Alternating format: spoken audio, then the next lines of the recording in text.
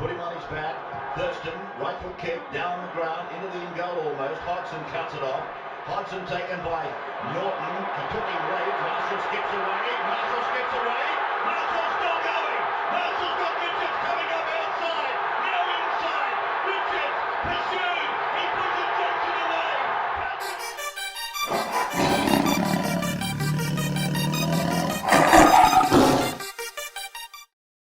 A very good evening to everybody. Tuesday, 23rd of April, 2024. You're back for another episode of the Tiger Town podcast with your hosts, Zac and Toby, brought to you, as always, by Best on Ground Digital, bestongrounddigital.com, the digital marketing agency that looks after the little guy. They will not steer you wrong. Bestongrounddigital.com, anything digital and marketing related, they are your peeps.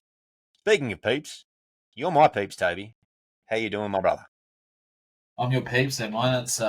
Shit, that's a bit sad for you. Yeah, I'm good, mate. I'm good. Oh, yeah, again, as good as can be expected, but, you know, life's good, so can't really hamper too much of that performance on Saturday, but yeah, it's good. What about yourself? Yeah, mate, good enough. Short week this week with Anzac Day. As you and many of my other close friends well know, it is my Christmas day. I love the day. I love the day from 5 a.m. until usually 5 p.m. when I have an early bedtime most years. So You do tend to looking forward to it. It's going to be a wonderful day. Lots of footy, lots of schooners, lots of two-up. And, yeah, mate, outside of that, just ticking on through the year, enjoying the 3 losses in a row. Good stuff. Mate, 22-6, Panthers defeated the West Tigers in Bathurst on Saturday at 3 o'clock on the weekend just gone. Brief little summary, thoughts of the game? We were the better team, if I'm being honest. We just didn't capitalise on our chances. That was it. I thought over the whole course of it, I thought we, when we played to our strengths, we were by far the better team. They just are very clinical, and they withstood the storm. And then when they had their chances, they made us pay.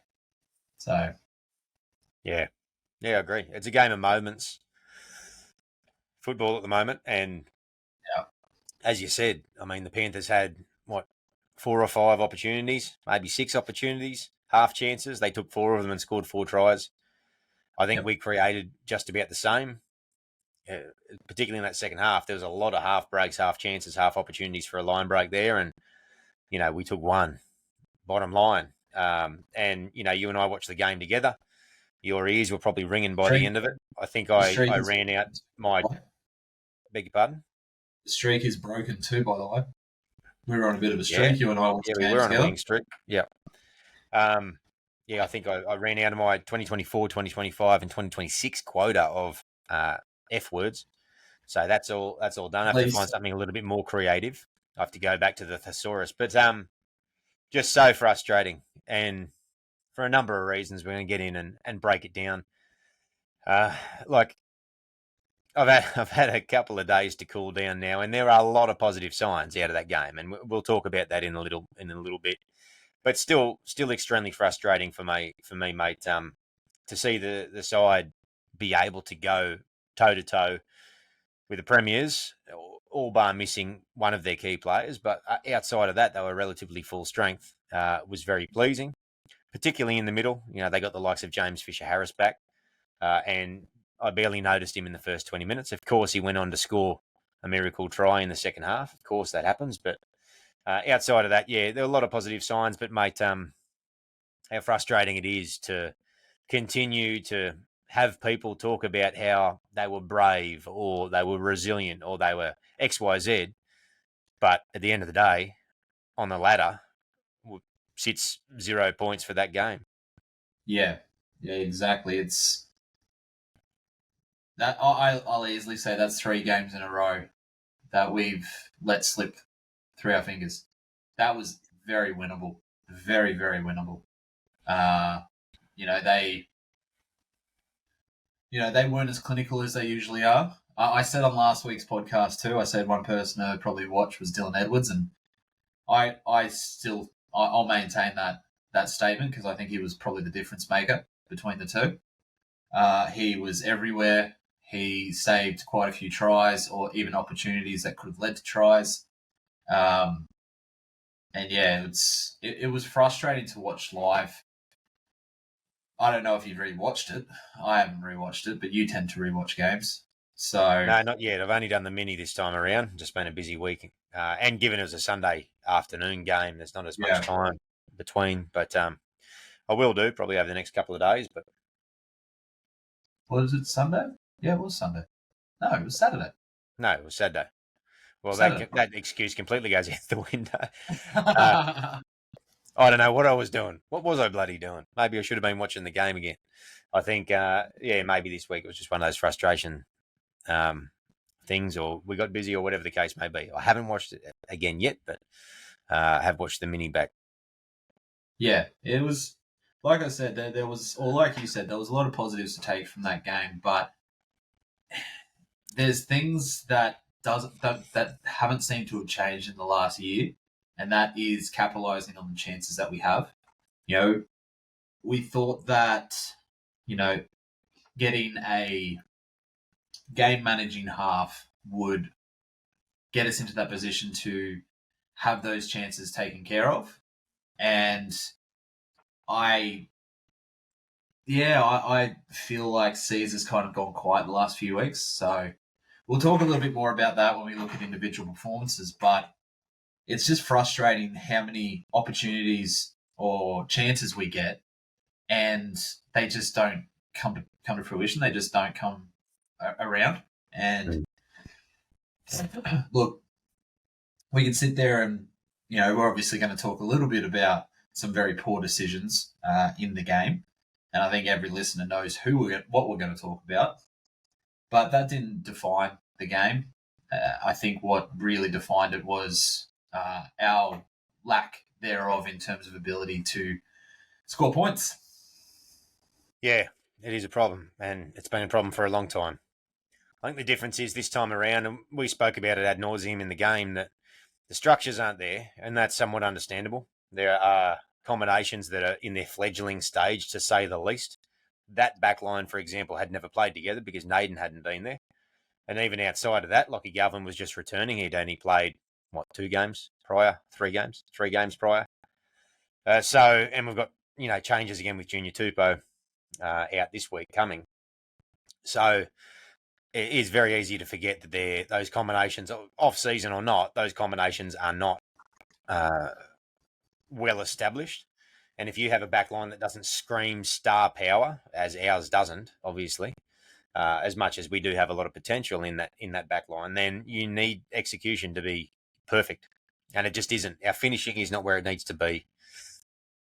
Our wingers aren't able to be in the right spot to capitalise at the moment, which is surprising, given that Staines' strength, you would probably argue, is his finishing ability, or at least that's what we have come to believe. And both he and Tupou made a number of poor errors on the weekend. Not errors per se in knocking the ball on necessarily, but errors in terms of positional play or whatnot. But yeah, the structural elements continue to be a problem. So, we barely troubled them, and they're a very good defence, obviously. We barely troubled them on any of our backline swings. Buller still is working on his ability to, or at the moment, his inability to be able to create space for his outside men. So that's an issue. But, like we said during the game, you and I, me in particular, the moment we started playing some football and started throwing the odd offload and whatnot, lo and behold, what happens? Chances just started to come, and the Penrith line started to look a little bit less rock solid. And that's when all these half chances started to happen. And unfortunately for us, once again, we just aren't good enough right now to be able to take those opportunities. And had we taken those half chances, and we could list a bunch of them, and those several pop their head through the line and pass out to the winger. There was an earlier one where Charlie Staines from a bat on from Naden just wasn't flat enough to receive that ball. If he does, he's in the corner. The situation, you alluded to the refs, but the situation with Ollerman Jr. In that situation, there's 2 other Tigers there as well. And that happening, we didn't have other options there to be able to take that. So, yeah, that's why it's frustrating, because it seems like at the moment they are doing everything except winning football games. And that seemed, like I said to you on the weekend, it seems to me like it's been forever. And I'm just getting, and look, we'll saddle up and ride again. It's the case of, it's the case every single week and every single year we keep going. That's what we do in this club. But yeah, I was at the stage, as you well know, on the weekend where I just was verbalising the fact that I am just tired.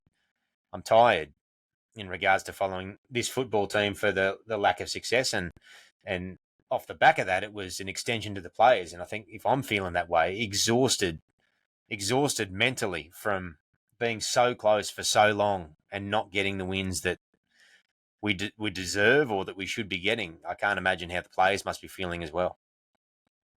Yeah, you did say that quite a few times. And a lot of people are very sympathetic with that. I would feel, and myself included, because people will sit there and most likely not the people listening to this podcast, but people will sit there and say, "Oh, it's just a game."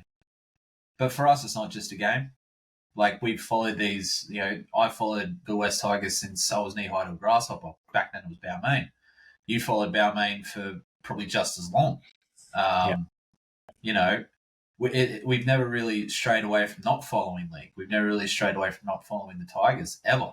There's probably a couple of years here and there where other things took priority and we weren't as passionate as we were, but we're passionate supporters. And when you say that it affects you, you're just fatigued. Yeah, it's completely understandable because you put so much into this, and to not have it come to the point that we're hoping and we're expecting or whatever it may be, does take its toll. But like you said, we'll saddle up, we'll ride again. We will never not follow this team, and we'll never not be passionate. But when you say that about the players being fatigued, if they are, I'd actually be a little pleased with that, because it means that they're invested and they want to win. I can guarantee you that there was a couple of players last year and probably the year before who weren't fatigued. They were happy to just walk off that field, and it was just another day for them. So if they are fatigued, and if any one of them is listening to this, just hopefully they lift their head a little bit, and know that we're so close. We're so close to just having things go our way. But Benji said at the press conference. Yeah, Benji said in the press conference was just not getting the rub of the green, balls not bouncing our way. So, yeah, and I don't want to get into that too much or too soon. I'm sure we'll mention the refs. There's a couple of decisions in there as well, obviously, but it's been spoken about by all and sundry. It's nothing that our listeners wouldn't have heard. I give my opinion on that, but yeah. I don't care if it's been talking about. I need to vent. Yeah, and you'll get your moment in the sun, my friend. Good. When I say fatigue, that mental fatigue. Obviously, we're very, very early in the season. We're heading into round 8 this week, so I'm not referring to this season obviously in isolation. It's just been as Jared Hayne once said, it's been a long time. And as a New South Wales supporter as well, we had to endure that, and it's just been a long time, and to see that, and it's frustrating too, because you are led to believe that once you put systems in place, once you make fundamental changes at a club in terms of how the players actually go out onto the paddock in some of the metrics that you might talk about being non-negotiables, effort plays, plays that have the capacity to break games open, winning forward battles, all things like that, you make the assumption that automatically wins are going to come. And if you look at on the weekend, you could argue that we won the forward battle, at least in the first half of that game against the Panthers. You then look around at our side at game breakers. You've got the likes of an excitement machine in Dream Buller. You've got Justin Olam, who on his day is unreal. You've got Lockie Galvin, who's burst onto the scene and done some incredible things. Broken games open already. You got the likes of Api Coruscant, who's arguably the best hooker in the game at the moment, just to mention a few. We do have game breakers. We've added those in. We're winning the forward battle. Our defence looks better. Our line speed is better. Our kick chase and kick pressure is better. All these things are in place. We're not getting the wins. And it's a long season. We're not even a third of the way through the season at this point. I understand that. And I'm not going to be a mope the whole time. In fact, I'm going to leave it be after I round up this point. But yeah, look, mate, it's just a sentiment that I've got at the minute, and it was more so off the back of that game. And I think I just had a feeling heading into that game that we were on, and we were on. And as I think we'll move to in a sec, the odd little momentum play here or there, and then off the back of not being able to take our chances, here we are again. It sort of doesn't matter if we played bravely. It sort of doesn't matter if we played courageously if you're looking at the scoreboard, because the bottom line is the team will only turn around when we start to get wins. And I understand it's a process, and I understand we're moving in the right direction. And that's sort of the caveat to the whole thing. That's the safety net under it, in that all those signs are great. But, mate, I and probably everybody else as well, at certain times over these periods of us struggling, over this long-winded era, are just desperate for a win some weekends. And watching that game was just desperate for a win on the weekend. I just sort of needed it, and it, and it didn't come. But that's all right. Game universe doesn't revolve around me. So, mate, refereeing performance on the weekend, off you go. Shambolic, diabolical, atrocious. What other word could I use? I really don't know. It was like watching, and I don't think I've ever really seen that ref actually in first grade before. So maybe it was his second game, I think. So he's a rookie, but he definitely refed like he was a rookie. It was, there was some decisions, both sides, but it was predominantly us that it went against. You've in the first half, one that went for them was, obviously the Caesar charge down, where in my eyes it kind of brushed against Schneider's leg, but even then, momentum of him kicking the ball in the air and a little bit of a brush can actually do a bit of damage. So, Before you finish your thought, but I've got a follow-on point. Yeah, I was just going to say, lucky not to get penalised for that. Yeah, he was lucky. Yeah, that was a penalty that they probably could have given. But I was thinking about it this morning. 3 weeks ago, was that a penalty? That Josh Aloiai charge came out of the blue last week, and they were debating it on 360 last week because people were like, oh, is it or is it not? He's not even going at Schneider. Whoever it was last week, can't remember, moves into the line of where he was running. You can make an argument that it was a dangerous position. Caesar certainly wasn't to that degree. In fact, he barely made an attempt at a charge down, in my opinion. No, he ran across the face of him. Exactly. And as Schneider kicked the ball, he had more forward momentum than whoever it was that Aloiai did it to the week before. I don't know why I'm blanking on that. But, hey? Was it Kieran Foran? No, they played this week. I can't recall. Sorry, mate. But everyone will be sitting there yelling at their phone or their headphones or whatever they're listening to on it. But so I don't think it was that bad. The point I wanted to make as well, that I haven't heard anybody make, is I understand that kickers need to be protected to a degree because it is a vulnerable time of the game. Something that's been lost, as far as I'm concerned, though, is players don't have a divine right to kick the football. There's no designated kicker in rugby league. There's no rules around no contact on the kicker. What happens if he's a really good fake and he does all but actually contact the ball and then jinx and goes? Any defenders that were trying to put pressure on him, then in that situation, they are made to look like fools. And people might say, rightio, well, if you can't get to him and make contact in a safe manner, then it's unsafe. It's like, okay. But I don't know where that person's body is going to move through space off the back of their kick.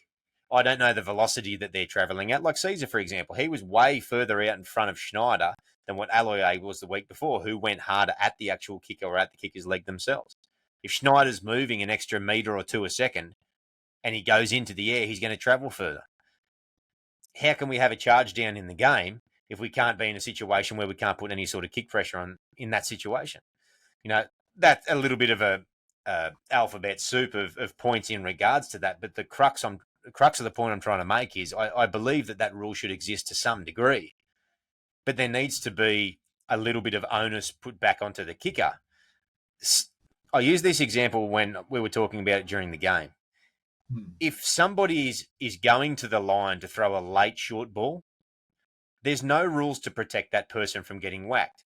If you get whacked a millisecond after you pass the ball, you don't have the ball in your possession. It is deemed to be fair because at that point somebody is committed.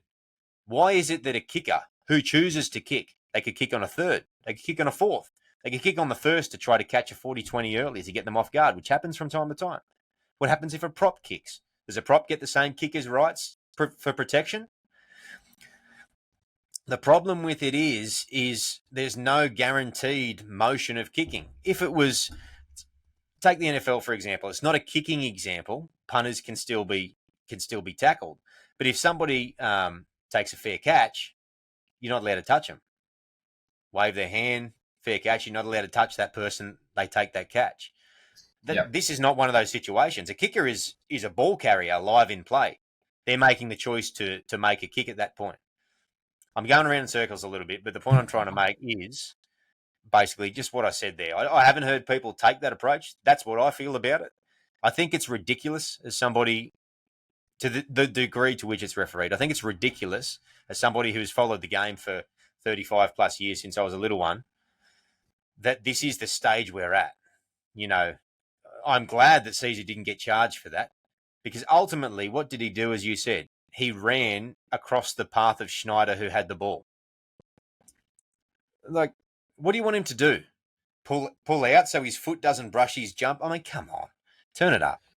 Well, here's the thing that I don't know if I mentioned it while we were watching the game either, but the thing that was kind of, because I'm hopefully the listeners can probably shed some light on this, but I'm not sure if there even is a real rule for kicking in danger or anything like that. Because if somebody's going down for the ball to pick it up and you boot him in the face, obviously that's contrary conduct or whatever bloody terminology is.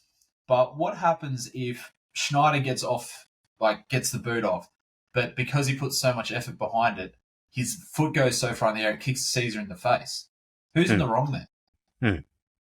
It was Schneider, like you said, it was Schneider's decision to kick.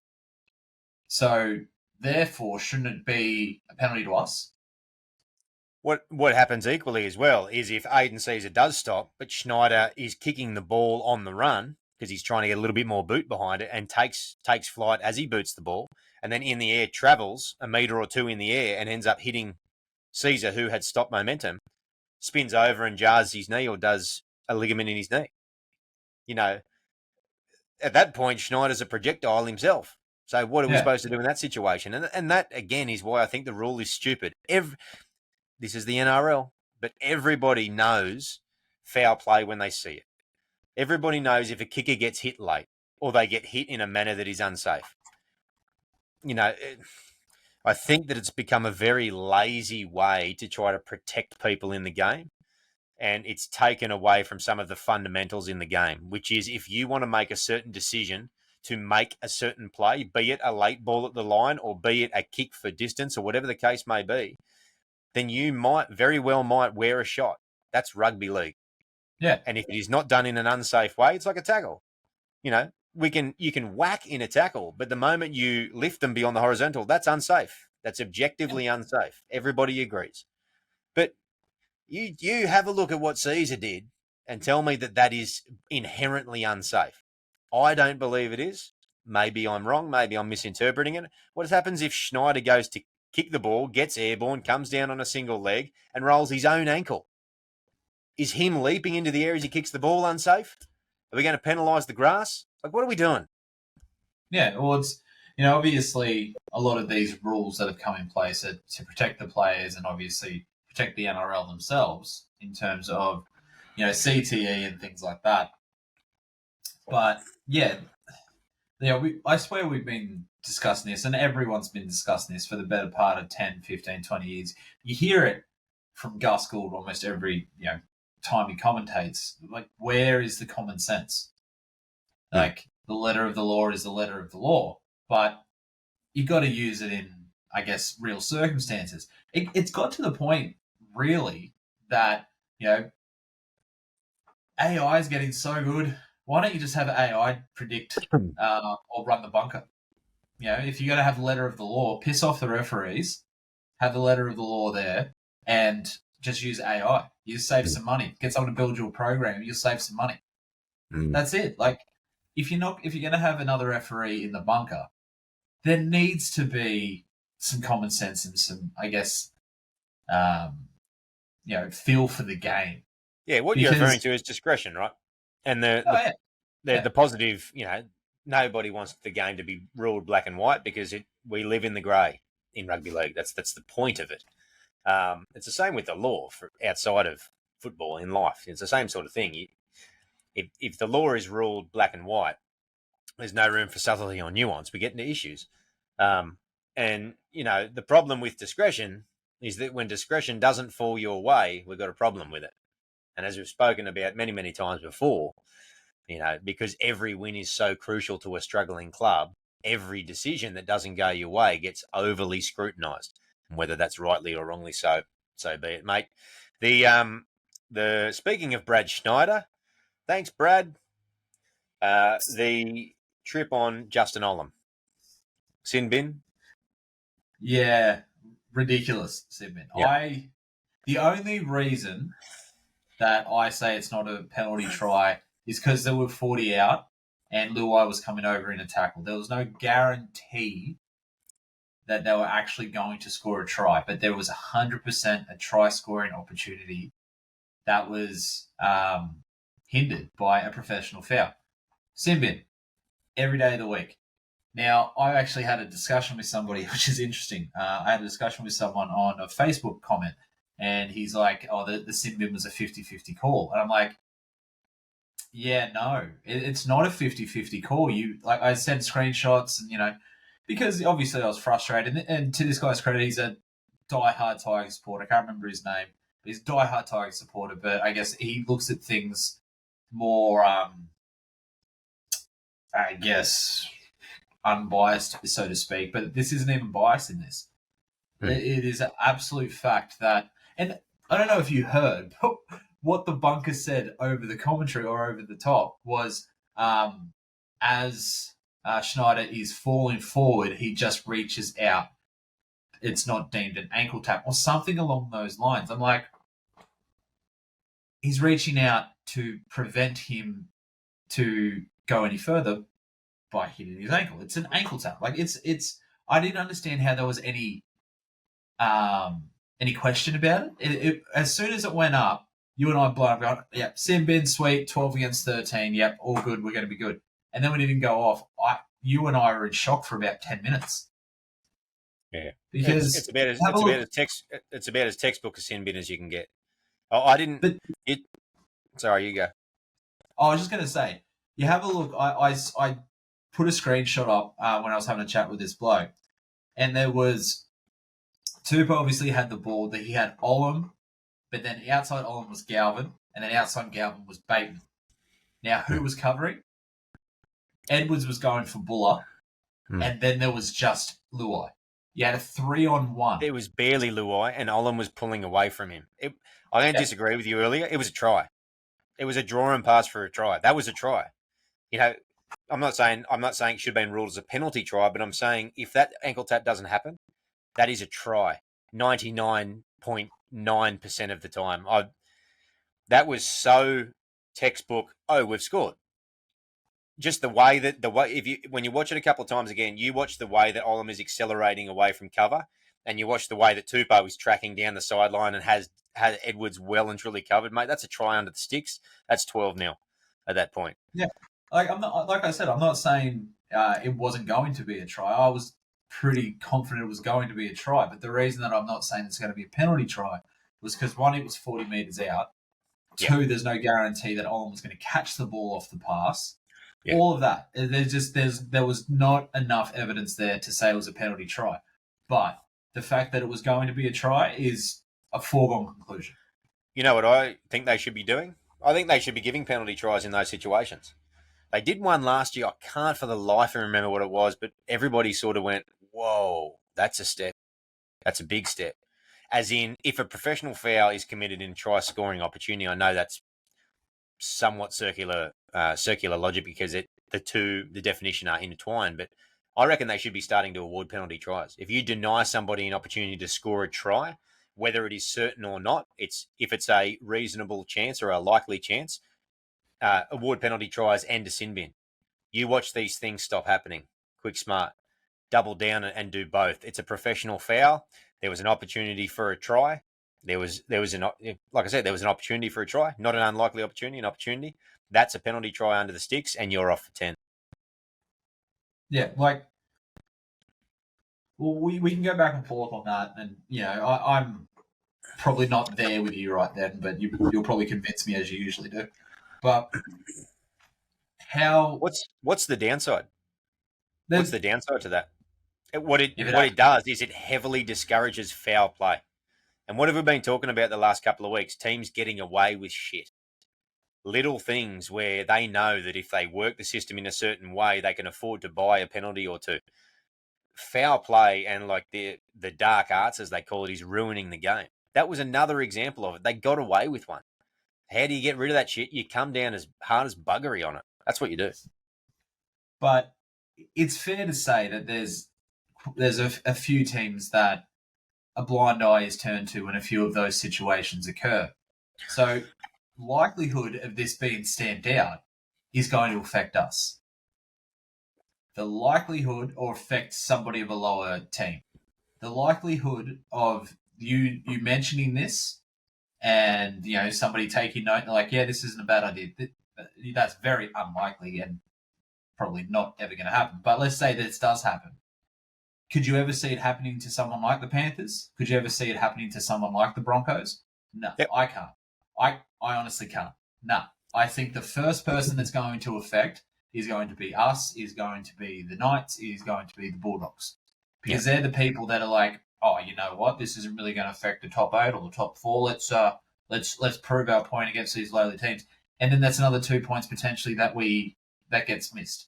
If it affects us and we're committing those indiscretions, I'm happy for it too, because the game will be better. I'm sick of teams getting advantages from cheating. I'm not the only one. I'm not making some grandiose announcement. I'm tired of the better teams. So we're talking that unconscious bias that was spoken about a lot before, and we won't harp too much longer. We're going to get actually talking about the game itself. We do the last few weeks. Sorry, everybody. We've been on the refs a little bit, but probably justified.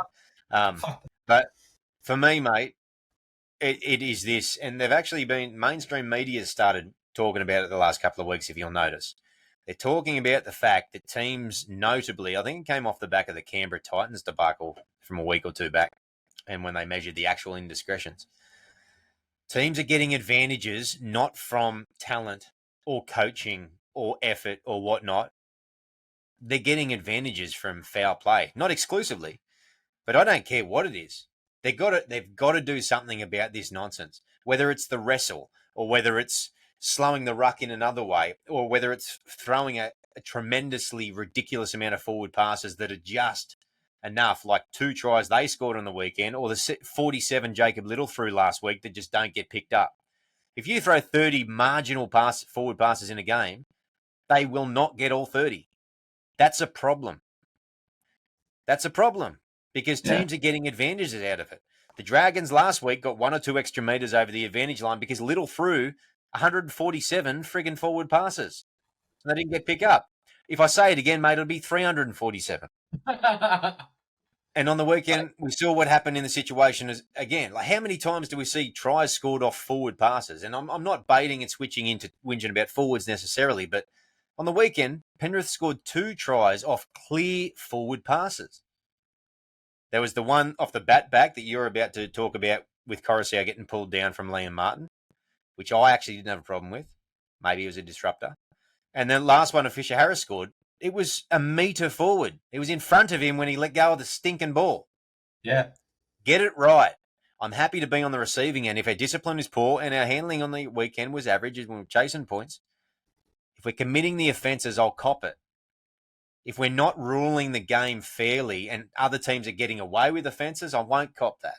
I'm tired of it because what are we the fucking good guys of the league? Like, we don't do it overly well, and it's not something I want to be good at. I want the game to be played a bit more fairly. Is that too much to ask? Probably is. No, it's not too much to ask, but I'm telling you to sort of live in reality.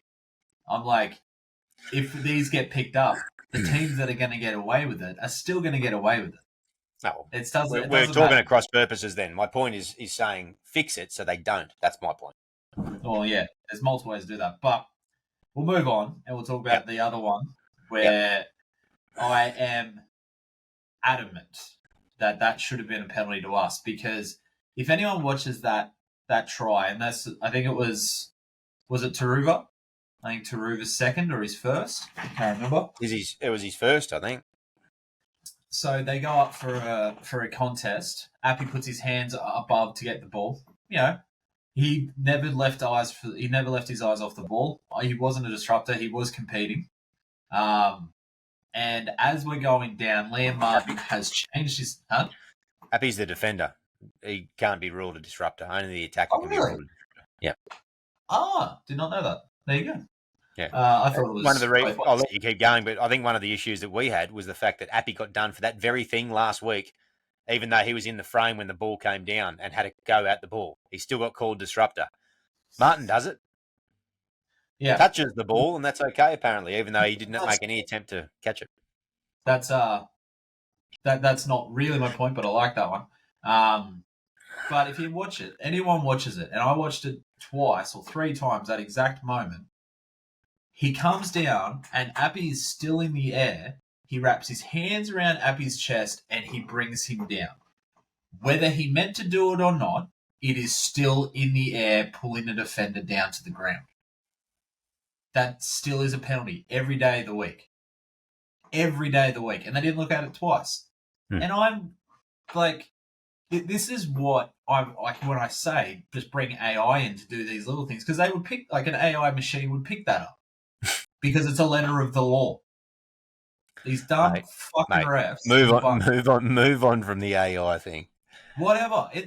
For me, it's you know, it's actually a reasonable bloody request considering how piss poor these refs are. Yeah, I get you. Yeah, frustrating. Not to mention the fact that there was a forward pass prior to that try being scored too, but we'll talk about that. 37 minutes in, let's start talking about some of the good stuff in the game. There was a lot of good stuff. It was. What, I guess, actually, let's just, we'll just do our run through. Generally speaking, we're not going to look at the team stats this week. They were actually remarkably balanced. Some of the major issues. What's that, sorry? Didn't crack the 100, which is really surprising. 2 weeks in a row. Some of the major differences between the teams, I guess, were our error rate. Our completion rate was pretty average, and some of that, I guess, can be attributable to how we did in that second half, trying to chase points and bombing a few of those half chances. So, mate, Buller at the back, what'd you make of his game? Well, he ran for over 200 metres, so he was involved a fair bit, but like you mentioned it when we were watching the game, and you know, I thought about it, and you know, it resonated, like it really rang true. Sorry, pure talent's only get you so far. He has to learn how to be an NRL fullback, and that's where he's at now. Pure talent has got him to this point. Now someone's got to teach him how to be an NRL fullback. You've got to, you know, you look at the best. And like you said, they can create chances, create those overlaps out the back with the sweeping play. But he just runs sideways too much, and he's too deep as well. So by the time he actually reaches the line, the defense has already rushed up. He needs to be a lot flatter than he is. Needs to create those sweep plays. And I'm pretty confident that'll come with time. Yeah, but it will. The talent has got him to this point. Now he needs to get to the next phase of, I guess, his fullback journey. You mentioned a couple of weeks ago that his worst games and his best games don't have a great difference, which is a sign of a quality player, in my opinion. I think he's had a couple of his I wouldn't say worst games, but some of his non-strongest games of late. And to be perfectly frank, he's still doing a pretty good job. So we're blessed in that sense. And he's Yeah. still learning his trade.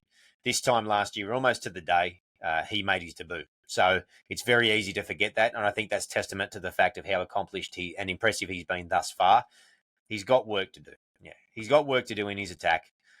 We love everything about him.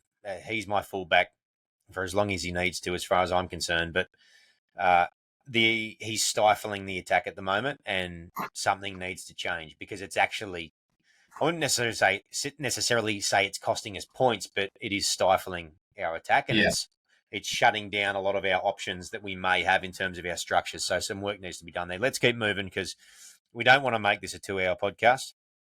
As lovely as that would be for everybody on the other end of the, you the love headphones. that. Yeah. Mate, Charlie Staines, I thought Charlie Staines is looking busier, and I thought he's more involved. But for a bloke that's been around first grade for a little while now, and particularly the position that he plays, and given his natural attributes, he's a finisher. And at the moment, he is not finishing our chances, and that's a big problem. Whether it's positional, whether it's hands, whether it's not being clutch in those little moments, that needs to fix, and it needs to fix quick. I think, to be perfectly honest, he's very lucky that, one, we don't have a great deal of depth in the wing position, particularly quality, and two, that Tupou's just injured his foot on the weekend, because as much as he's a serviceable first grader, he as well, and I'm not just talking on the weekend, in the last few weeks has cost us half opportunities by simply not being class enough to execute. And there's not a lot of first grade wingers around the league that blow as many half chances as he has of recent times. I like Stainsy. I like what he brings and has the potential to bring. I like his energy. I like his involvement, but he's got to be better in that area. Yeah, you said something very funny when we were watching the game too. When he blew that very certain opportunity by not being flat enough, he went, if I have to see him look up at the sky and go, another missed opportunity, I'm going to throw something. Because it was.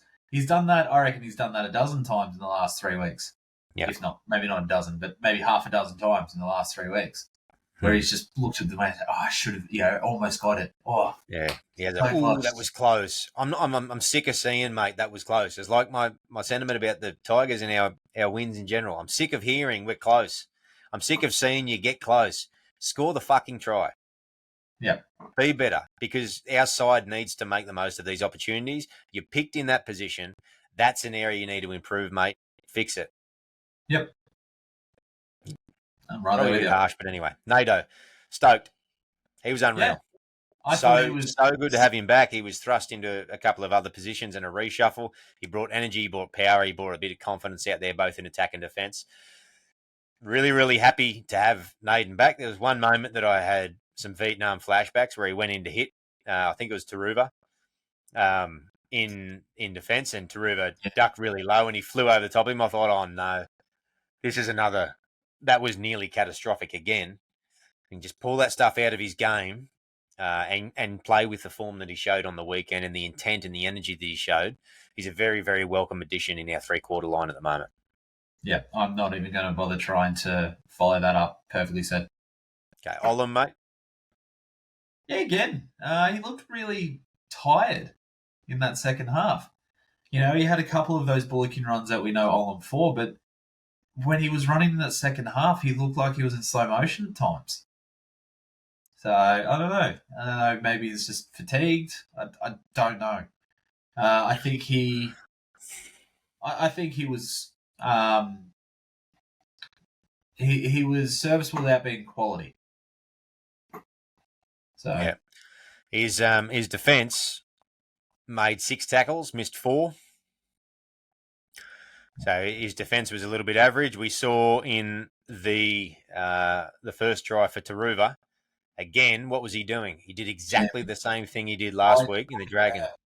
He was right in his 5/8 pocket. It was not good. And you pointed out at halftime, you saw Johnny Morris in his ear with the iPad talking to him about, I'm assuming, in the change rooms at halftime about the structure, because that was entirely his fault. It was a 3-on-3. And of all people to sit in their pocket, I know he's an 18-year-old kid and he weighs about 14 kilos ringing wet, but Lachie Galvin so far has shown a really strong ability to handle himself defensively, particularly laterally. He's incredible the way he moves laterally, Lachie Galvin. He took one step and he went from 3 metres away from Olam to a metre. So don't worry about being in Galvin's pocket. Yeah, maybe Bud Sullivan last week, you might have had your concerns, but if Olam's going to charge in, he's got to do it outside in. Yeah. Because that umbrellas him in. If he's trying to go inside out, which he didn't even jam too much on the weekend at all, but if he's going to go inside out, he risks that happening. He needs to work on that this week, and I hope they do, because they're coming up a pretty slick side that are going to run a lot of traffic that way. Yep. Junior Tupou, mate. I'm kind of glad that they forced his hand, the injury. I'm just getting sick of those 1% players being dropped. I'm just sick of it. He needs to get his... He had a couple of good bullocking runs, but then 2 points that really stood out for me. One was obviously, how do you drop that sitter? I'm sorry, that is ridiculous. As a first-grade winger, that is absolutely ridiculous. I played in the back row, and even I could have caught that ball without any pressure. It's ridiculous. 2, when you played in the back row? Yeah, I did. Oh. Yeah. Briefly? No. Majority of my career. Okay. And the other one was he injured his foot. Get off the field. You literally wasted 3 opportunities of creating an overlap because you weren't there because you were injured. Get off the field. Yeah, that's hard to say with the coaching, I guess, though, isn't it? And I think we were both saying the same thing on the weekend.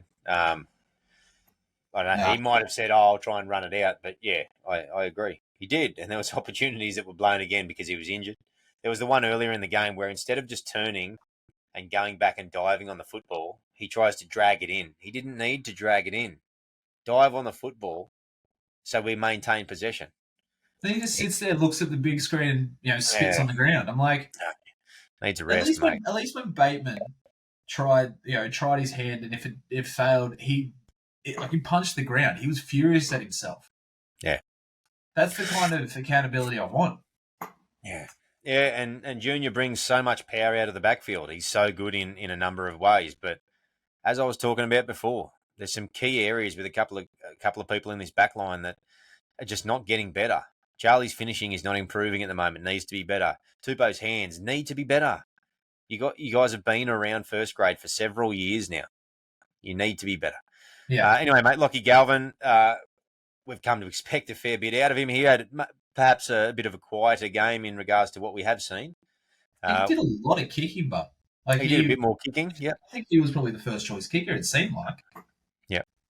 Well, Caesar. So I dare say Caesar would be, but yeah, you're right. He had more kicks than Caesar, so he had 11, and Caesar having 8. So yeah, astute observation, my friend. Speaking of Caesar's kicking game, I thought was better than last week. I thought against the Dragons it was awful. A number of reasons we spoke about in the last pod. I thought Caesar was better, but still had a couple of moments. A couple of his passes went awry. Yeah, and he had a fundamental miss on Alamotti that led to his try out of the blue. So again, not one of his strongest games, but he still brings a lot to the table. We can't expect people to play out of their skin every game. Many of his kicks were good. They found the grass. He moved us around well. I like, despite the miss, unfortunately, I like what he brings in defence. His side is generally rock solid for the most part. That was kind of a blip for me, that little... Yeah, it was, for sure, yeah. And he often leads line speed as well, and he's a little energy barometer out there. So, yeah, he's going okay. I don't want to harp back on the refs, but there was that one opportunity too where he trapped it with his feet. His hands were here. He could have picked it up and ran past it to the man on the outside, and we might have, at least closed that gap just a little bit. but the ref called it a knock on straight away. I'm like, that's... And even he blew up. He said, are you absolutely kidding? You have ruined that whole momentum sort of swing. There was a couple of times where that, and we won't harp on the refs again, there was a couple of times where that referee, it almost looked like he deliberately ruined our momentum. It was so frustrating. It's like, mate, get a feel for the game. You mentioned before that Steph had a bit of a quieter afternoon, evening. Yeah, that's indeed true. He, where are we? Sorry, just He trying ran to for pull up his 75 stats. meters. Ran for 75 meters in, how long did he play? 44 minutes. So he played less minutes than Clemmer, and Clemmer ran for 109. So not as much involvement on the ball. Now, I did notice this on the weekend, and part of me thought, that's 2 weeks in a row. Are we going to see a change in this form that he was showing at the start of the season? But then I remembered back to the fact that Penrith had a lot of ball early, and he made 29 tackles at 97%. So defensively, he did a pretty reasonable job, and it may have just been the fact that we didn't have a lot of possession during that time. They did have a bit of ball at that time, and 44 minutes, he has played some bigger minutes in the past. So, yeah, look, an extra couple of runs and 100 metres would have been nice, but a quieter game from his probably, opening month, you'd say. Yeah.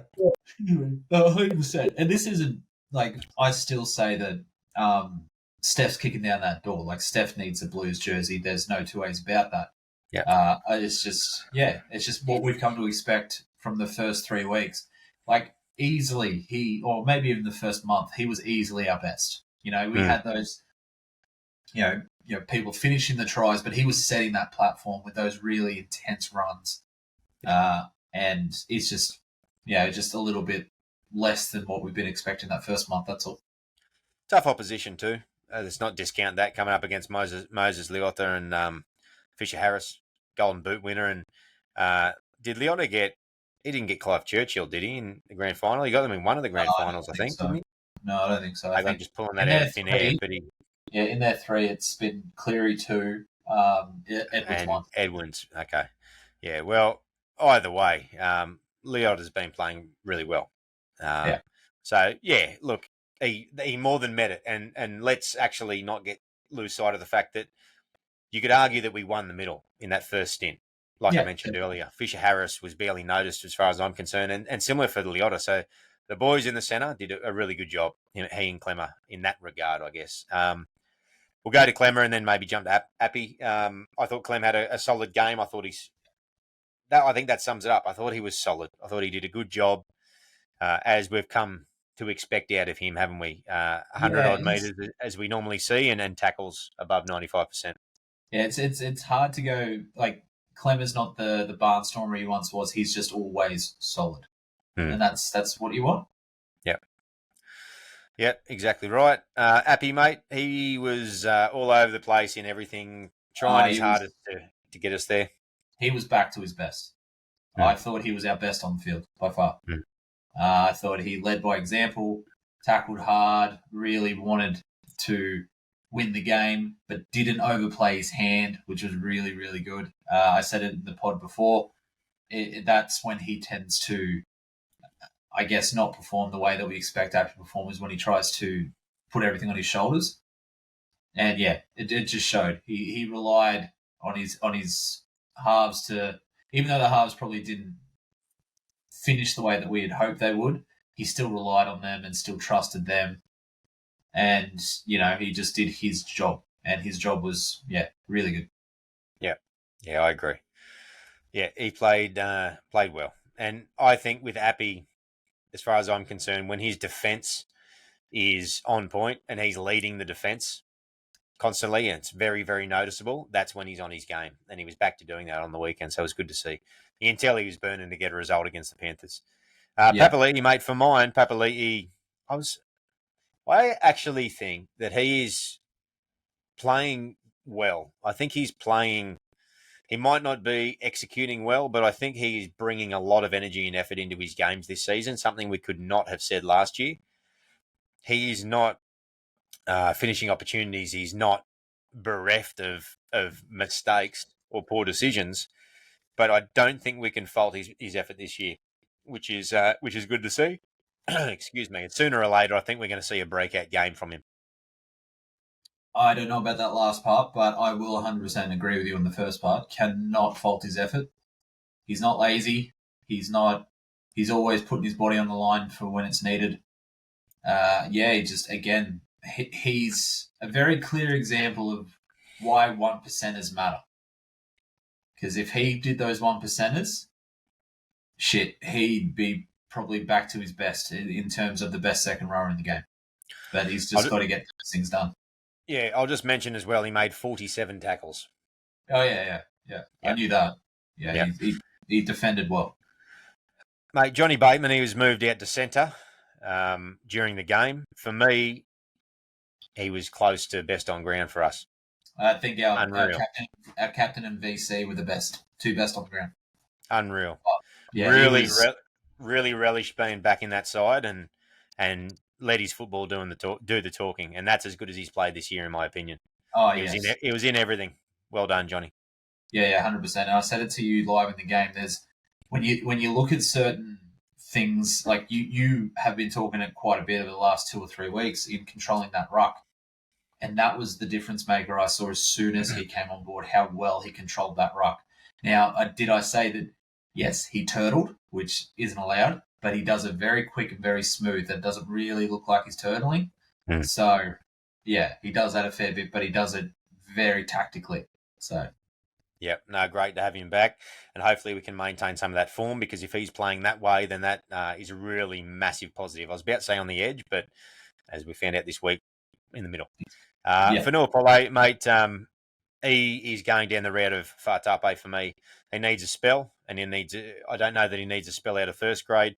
We called for it during the game, that he needs to be back on the bench in the prop rotation. I think the lock experiment is over. And I don't think they did it because they thought he was going to be the saviour at lock. I think they've done it because we don't have a good solution at the moment. And that's pretty clear to see that our vice-captain and starting second rower has been moved there this week, which we'll talk about in a minute. But Pole needs to be on the bench at the moment, in my opinion. There's going to be a time when he takes most likely Clem's spot in the next 12 to 18 months. But I think for now, we need a good 30 to 40 minutes out of him as an impact prop off the bench, because he most certainly can do that. And he's still very young. He's still got a long career ahead of him. And I think that pushing him too far into fatigue points around the middle is costing us, and it's noticeably costing us. Some of his defensive efforts and his ability to move laterally, I know I often refer to that term, under fatigue are just simply not good. And you expect that out of an impact prop, quote unquote, impact prop, who is still learning their trade. Yeah, no, I agree. I think I said about 3 weeks ago that for me, he had solidified his spot. But ever since, it's like I put the mockers on him. Ever since I said that, exactly what you said, fatigue just seems to be really hitting him hard. He's still, like you said, he's 22, 23. He's still very young. You know, he hasn't been a starting forward very often in his career. I think maybe a dozen times in his career he's been a starting, so he's not used to it, especially in the middle for as long as it is. So I think, because just like you, I'm a huge fan of Pollak. Huge fan. I think his ceiling hasn't even been close to being touched yet. I think he's got so much developing to do. And so I hope he doesn't see the drop as a bad thing. I think it sees it more as this is what we need you to do, because we need that impact. Can I mention to you, Polo played SG Ball last year. Shit, did he? That's how inexperienced he is in that regard. Okay. Was it last year or the year before? I swear he's been around for a while. The very start of last year, I think it's deceiving. So, yeah, it's yeah, there you go. Mate, we didn't see a whole lot of Latu on the weekend, but we saw a little bit more, I guess, than the week before. What I really liked is and it may be a combination of chasing points. Benji actually alluded to in the press conference the fact we went away from our game plan in the last 15 or so minutes when we were chasing points. And in my head, I'm thinking, that's when we looked unreal. We looked at our best and game-breaking best when Latu was on the field, linking through between the three of them. I'm assuming he came up and played that roving lock role, but he's actually playing a lot of first receiver. as a shovel man. Yeah. So we didn't see a whole lot, but we looked good. We played a bit more attacking football. I hope that is a system they can implement moving forward, and that's the way that they view him. The only problem I have is that he's a very strong runner as well, and he only ran the ball once, and it was almost just like a default shuttle up a couple of metres and just get tackled, and not an opportunity. I want to see him in semi-broken play, or when he's got a bit of time and space to work the defenders a little bit, because there's a lot of footballer in that boy. Yeah.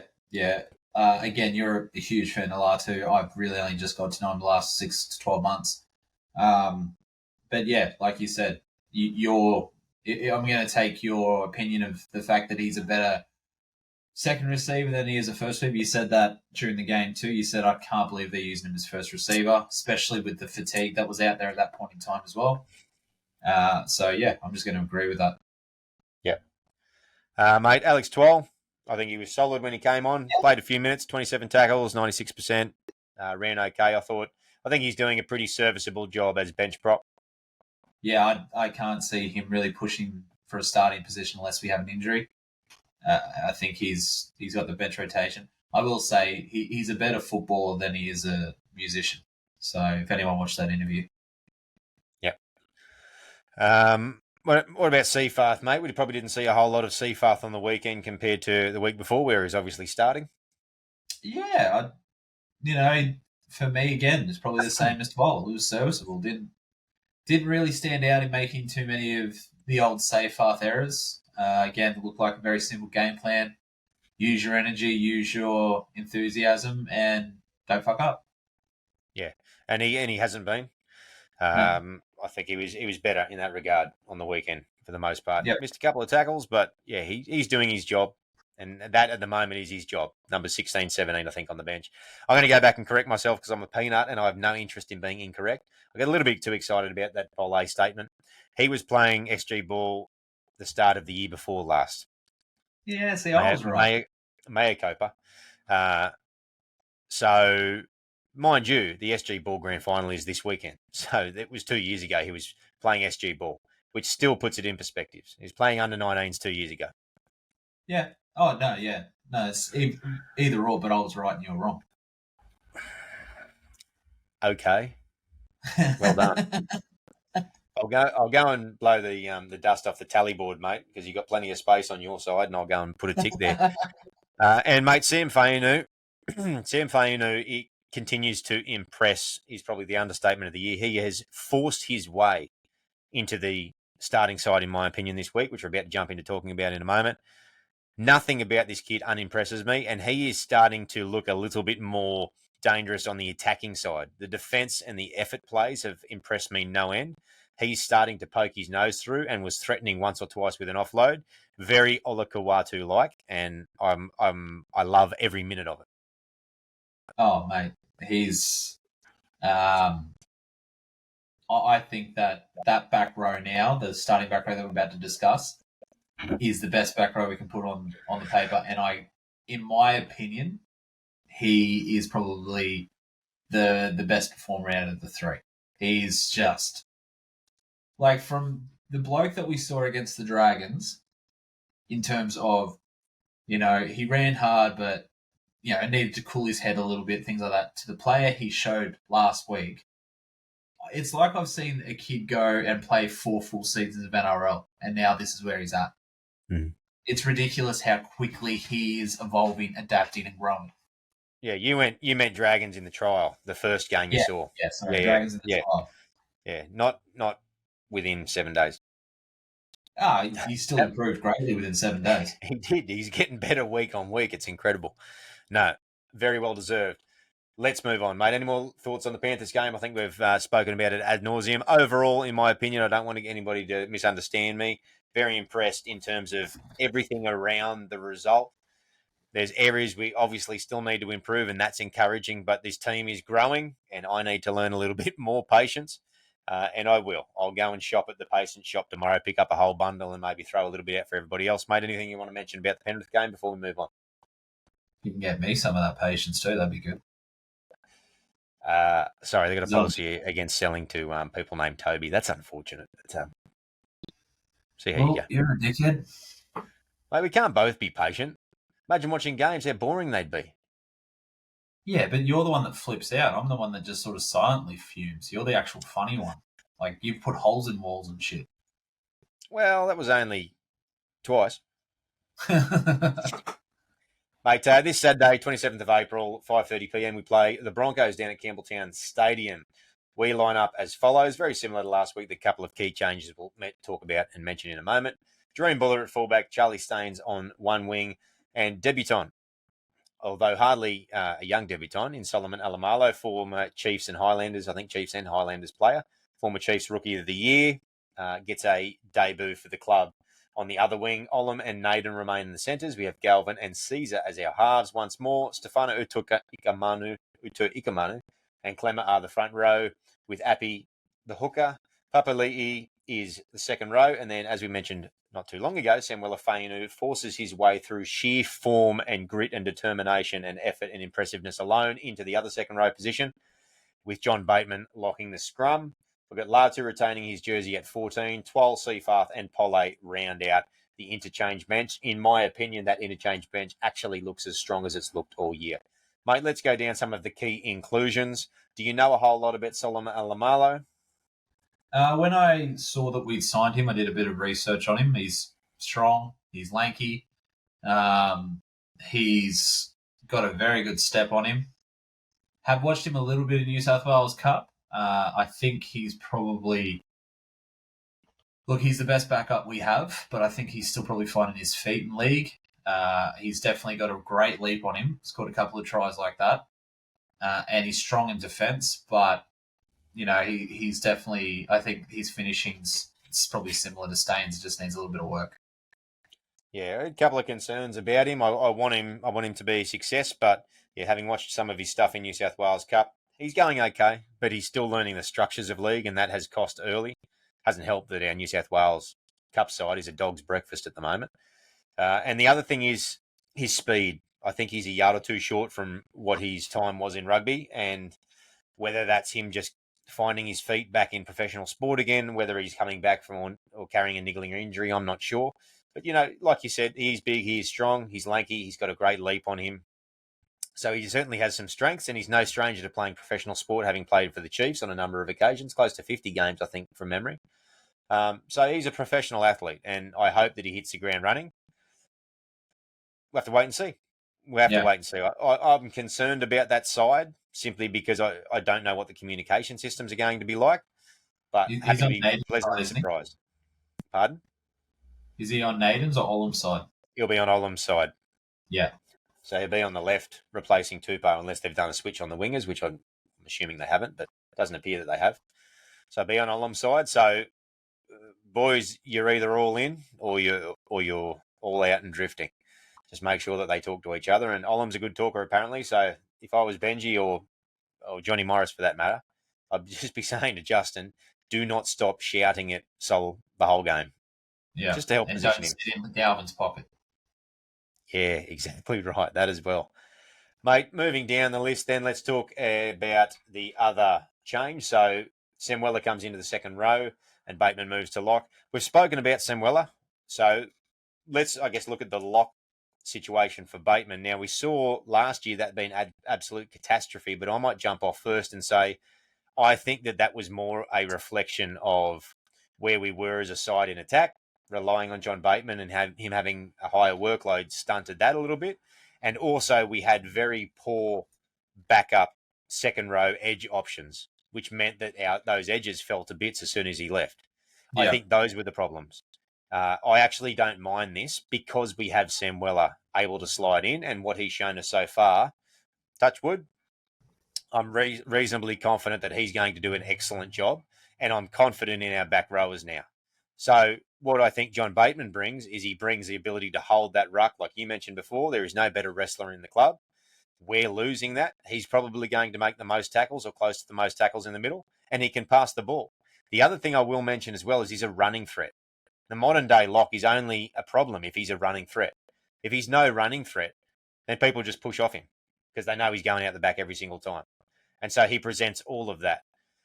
And I think it can actually work. And I think the reasons it hasn't worked last year, or didn't work last year, sorry, is more a testament to what I spoke about in terms of holes in our squad. Excuse me. Yeah, no, I agree. I think that was something that I flagged really early on last year. Was I'd love Bateman to be moved to the lock position. I think that he's made for that. I think he is very crafty. His work rate's very high, and like you said, he's a fantastic controller of the ruck. Last year, I think I mentioned this in the pod. I think it just looked like just some poor coaching in terms of what was around him and what they wanted him to do. It was like Sheen's just because Sheen's was apparently the coach, or was it Benji? Who knows behind the scenes? But Sheen. It just looked like Sheen said, "Give the ball to Bateman and see what he can do," and that's no. Yeah. Mate, the other change we sort of alluded to earlier was Pole going onto the interchange bench. For me, that just drastically strengthens up our interchange bench in terms of the prop rotation. I think it brings a lot more energy when he comes onto the field, having he and Twal is playing an up-tempo game these days. He is probably one of our best props at catching the ball on the advantage line and moving past it. Doesn't have the power or the leg drive of a Steph or or the footwork of a Pole, sorry. But he's doing a great job, and so I think that we'll be reasonably well serviced to maintain the rage, as it were, once those boys come on. So I think that's a good change. That's where Pole should be playing at the moment. Yeah, no, I agree. Mate, the Broncos are a hell of a side. They welcome back the likes of Reynolds, Dean Mariner, Perkura, and Haas, obviously up front. They are missing Ezra Mann, but they are. So they're missing Ezra Mam and Selwyn Cobbo, who's been ruled out or not picked either. So that's basically their entire left side, I think, with Jock Madden there coming in and Arthur's moving into centre with Mariner returning on the wing. Arthur's quite a strong player, has been in good form. Mate, there's a lot of threats in this side. You know, the pretty boy at the back, who's a hell of a footballer, is obviously one of them. How do you go about beating the Broncos in simple terms? Jesus, I don't know. Because you can talk about Reece Walsh all day, how he sweeps, how quick he is, how quickly he can get on the outside of players. But for me, their biggest threat is Payne Haas, now that he's back. I think that they've done a pretty good job in terms of filling that spot, but just from a go-forward perspective. But pass, there you go, that's a new one. Haas's footwork is at led the line, his strength, his agility for somebody as big as he is so dangerous. And you know, you have him setting that platform makes Walsh 10 times more dangerous.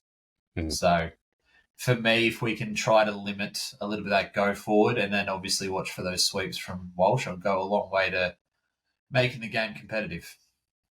Yeah. I think that we can match it in the middle with them. I think that Penrith last week offered a greater threat through the middle. Even with Haas back, I think that we can more than match it. I think Steph can go with Haas. I think Haas plays big minutes, and I think he's a strong force in the middle. But I don't see him as an unstoppable force. I think Steph can match it. Corey Jensen, serviceable. I don't want to say not much to worry about because you'll go and score 3 tries if I say that. It's always the way it works. For me, but their bench in the middle is pretty strong with Willison, who's a man mountain, Hetherington, who is just a ball of energy, and Fletcher Baker, who's a decent hard-hitting prop himself as well. So strong bench, strong middle all the way through. For me, I think we can match it there, but I think you beat them on the edges. I think Piakora is still learning his trade, talented as he is, and Ricky, as much as Jordan Ricky throws 147%, there's that 47 number again, into everything he does, and can hit and leads a lot of kick chase, I think he is prone in defence. And I think if you force Piakora and Ricky on their respective edges to make decisions, particularly with Madden coming in, I'm not sure which side Madden will be on. Piakora's side, possibly. If it's me, I'm going there all day to the edge. And if we can get Galvin working on that side, and even if we can get Latu on earlier in the game, and we can run, multi-man swings at that side, that's where I think you blow them open. I think a good side could put 3-4 tries through that side. They might turn around and have cracking games on that edge, and good luck to them. But I think No, For me, good luck to him. What are you doing? no. I'm saying other teams could do that. And I'm saying good luck to them if they could do that. But I think that for me, that's where you pick apart this squad on the weekend, particularly with the fact with Arthur's coming in there as well at centre. So there's another situation where he's been playing wing. So he might be familiar with centre. He's played a bit of centre. He played a bit of centre, I think, at the Warriors when he was there. I think he's played a bit of centre this year too. He may have played a little bit. You might be right. But, he has been on the wing the last couple of weeks. Yeah. To get Cobbo and Staggs in the team. So, yeah, it's for me, that's how you go about it. And the only other thing I would probably say is maybe work overtime to put a couple of ransoms on Adam Reynolds' head in the kicking department. Just hassle him. Because if you give him time, he will virtually stop time, take the ball, walk upfield with everybody frozen, place it on the exact blade of grass he wants it to be on, and then walk back and reassume his position and turn time back on. He is that good of a kick, and nobody steers a football team around the paddock better than Adam Reynolds. And if you don't allow him the time to do that, you might be a chance of manipulating the inertia of the game. Especially if the backup is Jock Madden. Yeah. Who can kick, but he's nowhere near as reliable. No. Yeah. And we all know that Reynolds will be the main kicker. So, yeah, I'd be telling an Appy or our centres out wide or whoever it is, every single kick that Reynolds looks like taking, someone is going hard. And for me, I actually hope this week it's not Semwella because I don't want him to burn himself out early. He's going to need to play some bigger minutes. Yeah. All right, mate. Let's get to our predictions. What is the end result of the game on the weekend? And what's your bold prediction for that game?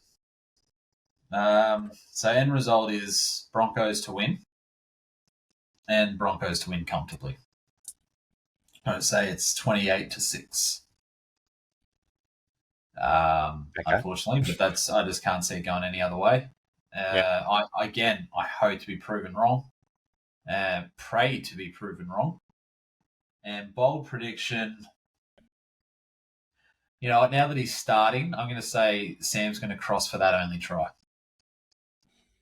Okay, yep. Yeah, it's not his debut try because he scored in the first game, but yeah, he's going to cross for a 4-pointer in the starting side. Mate, just to keep the positivity there, I'm right there with you. I've got 32-8 in my head. I think they get us 32-8. And I think they probably kick out early like they did against Canberra on the weekend. They're just too good. No, they're too good. They've got too many good players in their team. The salary cap's going to pull them apart. It already has started to. But they're in that rare little window where they've had a whole bunch of guns come into their side. It doesn't matter if Selwyn and Ezra aren't in there this week or not. That side is stacked. Yeah. And we are a rebuilding squad, work in progress, showing some positive signs coming off 2 consecutive wooden spoons. If we match it with them, we go toe-to-toe, I'll be wrapped. If we play extremely well and we get the win, happy days. But yeah, that for me, if I'm making a prediction, that's where I'm going. Yeah. In terms of my bold prediction, I actually think John Bateman's going to do a really good job in the one area that's been persistent this year with us, which is our inability to control the speed of the ruck via a number of ways, whether it's, we spoke about first contact, we spoke about manipulative wrestle, we spoke about body position in returning to marker. So I think he's going to really own that middle and solidify. I don't know that we're going to see a whole lot in terms of him placing a mortgage there in attack or anything around that, but I just think defensively, I think we're going to see him to lock work this time in that regard. Yeah. Yep. I guess it's not very bold, but based on evidence from last year, perhaps it is. Mate, anything else you want to add about the Broncos game before we sail off into the sunset, as it were? No, not really. But what I will say is, obviously, it's the 25th anniversary of the Tigers, and our first ever game as the West Tigers was against the Broncos at Campbelltown Stadium, and we beat them. So no, we didn't. We beat the Broncos. Or was it a draw? 24-all draw. I was listening to it coming home from a camping trip on the way home from Yamba, wearing this jersey in 1999. It was 2000. In 2000. It was a draw. Yeah. But, maybe we go one better this year. Who knows?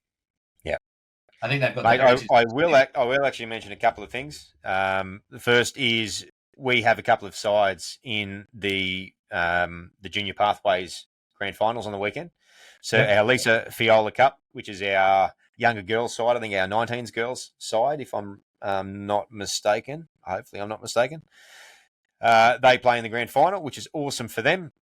And our Harold Matts boys, our West Magpies, they are in the final against the Warriors, who finished sixth in the regular season, as far as I'm aware, and we finished second, only on points. So they're a fair shout. And that game is all of them perhaps maybe.